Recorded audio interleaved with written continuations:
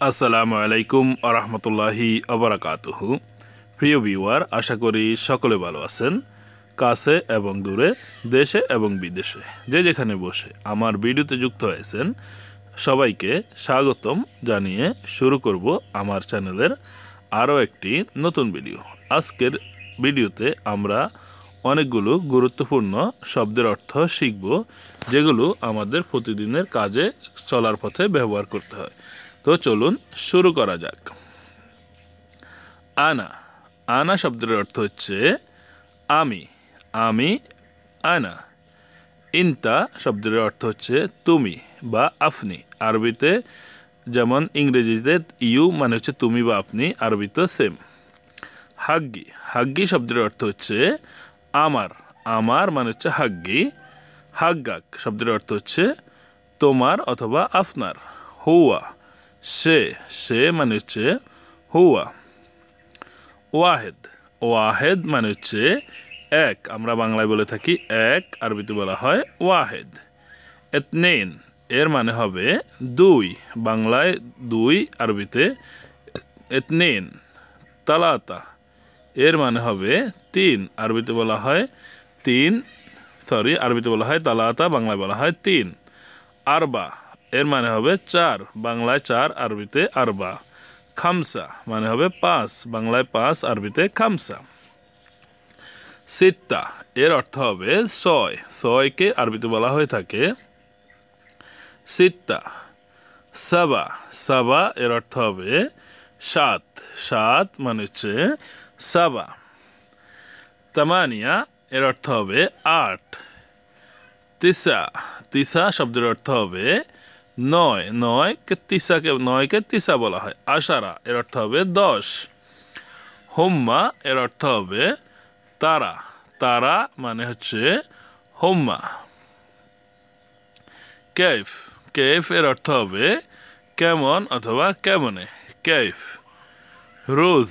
রোজ শব্দের অর্থ হচ্ছে চাউল। চাউল অথবা ভাতকে বলা হয় রোজ।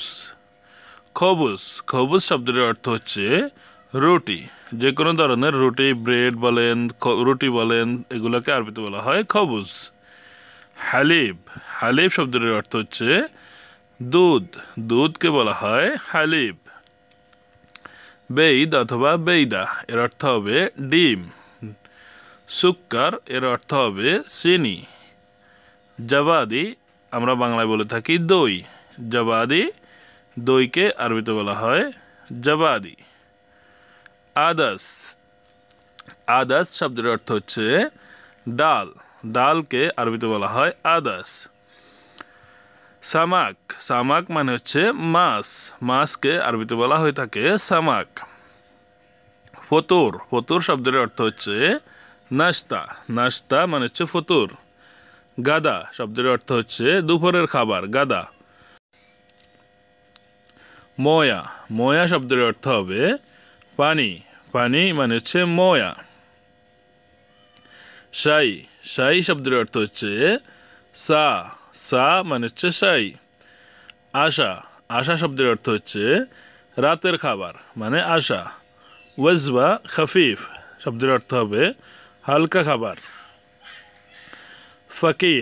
ফাকিহ শব্দের অর্থ হচ্ছে ফল। বুর্তুকাল। বুর্তুকাল শব্দের অর্থ হচ্ছে মাল্টা। মাল্টা মানে হচ্ছে বুর্তুকাল। ইউসুফ। ইউসুফ শব্দের অর্থ হচ্ছে কমলা। কমলা মানে হচ্ছে ইউসুফ। মোজ। মোজ শব্দের অর্থ হচ্ছে কলা। কলাকে আরবিতে বলা হয় মোজ। এনাব। এনাব এর আরবি শব্দ বাংলায় বলা হয়ে থাকে আঙ্গুর, এনাব। রোম্মান। রোম্মান বাংলায় বলা হয়ে থাকে আনার অথবা ডালিম বা বেদানা, যেটাই বলে থাকেন আমরা বা আপনারা যাই বলেন। তামার শব্দের অর্থ হচ্ছে খেজুর। মাঞ্জু এর অর্থ হবে আম। আমরা বাংলায় বলি আম, আরবিতে বলা হয় মেঞ্জু। লাহাম। লাহামকে আরবিতে লাহাম বলে, আমরা বাংলায় বলি মাংস বা গোস্ত। দিজাজ। মুরগি। মুরগিকে দিজাজ বলা হয়ে থাকে। বাসাল এর অর্থ হবে পেঁয়াজ। পেঁয়াজ মানে হচ্ছে বাসাল। তোম। তোমকে আরবিতে বাংলায় বলা হয় রসুন, আরবিতে বলা হয় তোম। ফিলফিল, ফিলফিল শব্দের অর্থ হচ্ছে মরিচ অথবা কাঁচা মরিচ, যেটাকে আমরা কাঁচা মরিচ বলি, কলকাতায় বলা হয় কাঁচা লঙ্কা। তামাতিম শব্দের অর্থ হচ্ছে টমেটো। তামাতিম আমরা বাংলায় বলি, ইংরেজি শব্দ যদিও আমরা বাংলা ব্যবহার করি টমেটো। কিসবারা এর অর্থ হবে ধনিয়া। নানা, নানা মানে হচ্ছে পুদিনা পাতাকে বলা হয়ে থাকে নানা, না না একটু। জাঞ্জাবিল শব্দের অর্থ হচ্ছে আদা, আদা মানে হচ্ছে জাঞ্জাবিল। কামুন, কামুন শব্দের অর্থ হবে জিরা, জিরা মানে হচ্ছে কামুন। কোরকম শব্দের অর্থ হবে হলুদ, যদি বলেন যে কোরকম মাথুন মানে হচ্ছে হলুদের গুঁড়া। হেল, হেলকে আরবিতে হেল বলা হয় আরবিতে, আমরা বাংলায় বলি এলাচি, এলাচি হেল। ফিলফিল আসওয়াত এর মানে হচ্ছে গোলমরিচ, গোলমরিচ ফিলফিল আসওয়াত। ইদাম, ইদাম এর অর্থ হচ্ছে তরকারি, বাংলায় বলা হয় তরকারি, আরবিতে বলা হয় ইদাম। খোদরা, খোদার সবজি, খোদরা অথবা খোদার এর অর্থ হবে সবজি। দেগিক, দেগিক শব্দের অর্থ হচ্ছে আটা, আটা মানে হচ্ছে দেগিক। মিলহা, মিলহা মানে হচ্ছে লবণ, লবণকে আরবিতে বলা হয় মিলহা। তাব্বাখ মানে হচ্ছে রান্না বা রান্না করা, তাব্বাখ।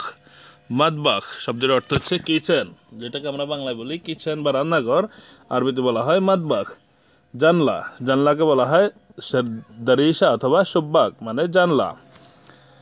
বালতি এর অর্থ হবে সাতাল, সাতাল অথবা ড্রাম, ড্রামকে আরবিতে বলা হয় বারমিল, বারমিল মানে হচ্ছে ড্রাম। গ্যালন, সেটাকে পানির গ্যালনও বলে, জ্যালন বলে বা জারকানও বলে থাকে, আমরা বলি জারকান, তারা বলে জ্যালন, বা সরি আমরা গ্যালন বলি, তারা জ্যালন বা জারকান বলে। তো বন্ধুরা, আশা করি ভিডিওটি আপনাদের ভালো লেগেছে। ভিডিওটি কেমন হয়েছে, কেমন লেগেছে সেটা অবশ্যই কমেন্ট বক্সে কমেন্ট করে জানাতে ভুলবেন না। বন্ধুদের মাঝে ভিডিওটি শেয়ার করবেন, যাতে করে আপনার বন্ধুরাও ভিডিওটি দেখে শিখতে পারে। ভালো থাকবেন, আল্লাহ হাফেজ।